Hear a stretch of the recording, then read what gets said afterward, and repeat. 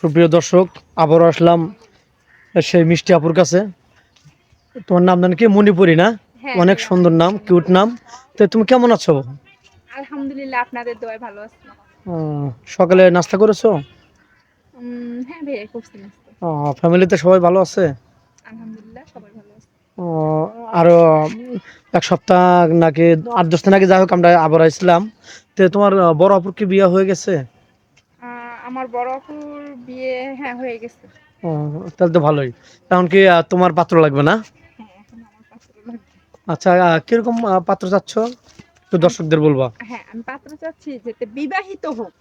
যাতে ছেলেটা অনেক ভালো সৎ চরিত্রের একটা লোক হয়, যাতে ভালো একটা মন হয়, ভালো মনের মানুষ। আচ্ছা, এই ক্ষেত্রে আমার কিছু কোশ্চেন আসলো। হয়তো সৎ চরিত্র মানে ভালো, মানে ছেলেটা তুমি ভালো চাচ্ছ, ফিটফাট খুব সুন্দর, আমার হুম, কথা বুঝো, হুম। খুব সুন্দর, কিন্তু মাঝে মাঝে সে নাইট ক্লাবে যায়, তাহলে কেমন হলো?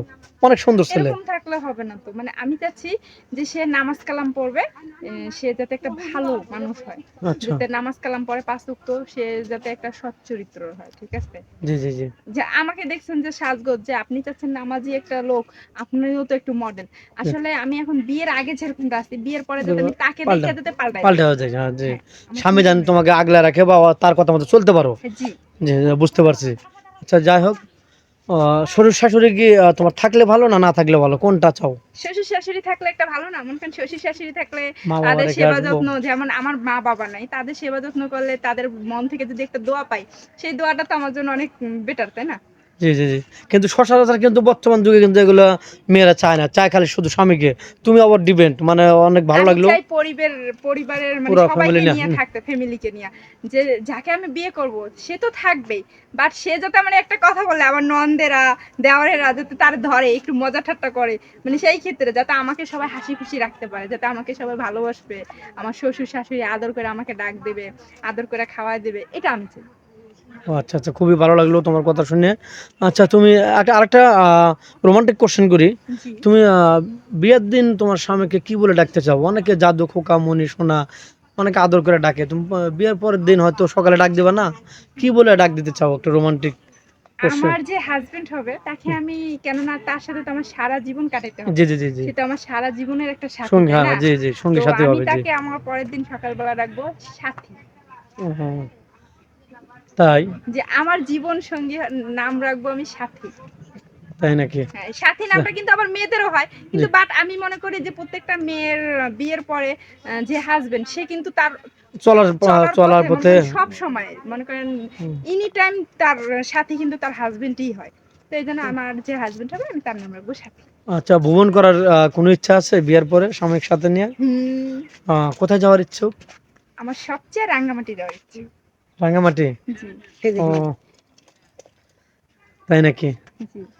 আচ্ছা, আমাদের দর্শক বন্ধু অবশ্যই দেখছে এবং লাইক শেয়ার কমেন্ট করবে। আর তোমাকে অবশ্যই কিউট একটা বোন আমার, আশা করি খুব শীঘ্রই তুমি পাত্র পেয়ে যাবা। দর্শকদের উদ্দেশ্যে কিছু বলো। দর্শকদের উদ্দেশ্যে এটাই বলবো যে আমার ভিডিওটা যে যেখান থেকে দেখবে যাতে একটা সৎ চরিত্র নামাজি একটা হাজবেন্ড দেয়। আর আমিও যাতে বিয়ের পরে তার মতো একটা সৎ চরিত্র হয়ে যেতে পারি, মানে যেতটুকু আসি যে তার মডেল সম্বন্ধে আরো এতটুকু মানে, যাতে হ্যাঁ। না থাকে, আমি যাতে একেবারে পর্দার মধ্যে থাকি। আর আমার যে শ্বশুর শাশুড়ি সে যাতে আমাকে অনেক ভালোবাসে, অনেক লাভ করে। আর মানে আমি যাতে বাবা একটা মা রেখে আসবা, হ্যাঁ, শ্বশুর শাশুড়ি যেন বাবা মা বাবা হয়ে মা যায়। তো মারা গেছে, তো এই ও, জন্য আমি ও, আমার শ্বশুর শাশুড়িকে আপন করবো।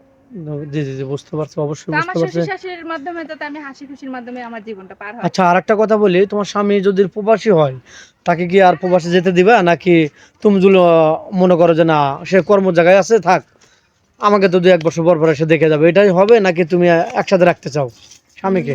যদি আমার হাজবেন্ড যে যে প্রবাসী হবে সে যদি আবার ইচ্ছা করে যে আমাকে বিয়ে করে দিয়ে সে প্রবাসে যাবে, যেহেতু আমার মানে শ্বশুর শাশুড়ির আদর হুম, যত্ন ভালোবাসা পাবো, হুম, যেহেতু তাদের মধ্যে একটা আদর স্নেহ পাবো, যদি আমার হাজবেন্ড যেতে চায়, আমার শ্বশুর শাশুড়ি যদি মনের মতো হয় তাহলে সে যাক, সমস্যা নেই। আচ্ছা, মানে আপনি তো যা হোক, তুমি তো ভালোবাসা ঠিকই পাচ্ছ, জি। শ্বশুর শাশুড়ির কাছ থেকে ভালোবাসা পাচ্ছ, হ্যাঁ, এই ক্ষেত্রে তুমি যেতে দিবা? হ্যাঁ, যেহেতু তার কর্মস্থান ওটা, হুম। সেটা না আনলে তো আর আপনার আমার মানে সংসার চলবে সবাই না। আমরা খাইতে পারবো না, জি, জি, চলতে জি, পারবো না, তো আমার হাজবেন্ড তো বুঝতে যাবে পারছি। আমাদের জন্যই ইনকাম করতে। জি, জি, জি, সে যদি অবশ্যই। ইনকাম না করে আমরা খাবো কি? তা তো অবশ্যই। ধন্যবাদ। কথা শুনে খুবই ভালো লাগলো। আমার মিষ্টি আপুর জন্য অবশ্যই কিছু সারপ্রাইজ সামনে থাকবে আশা করি। দর্শক সবাই ভালো থাকবেন, আল্লাহ হাফেজ। তুমি কিছু বলা থাকলে বলো। না, আর কিছু বলার নেই। আচ্ছা, ওকে।